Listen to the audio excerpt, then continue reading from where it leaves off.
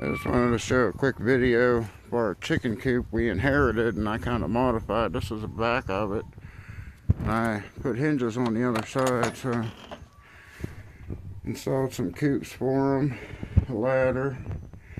There's down bottom, and then we'll go around and I'll show you how I take care of the chicken poo real easy.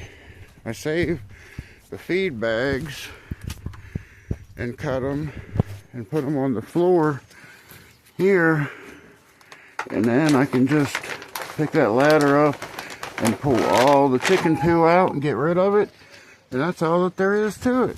So thanks for watching.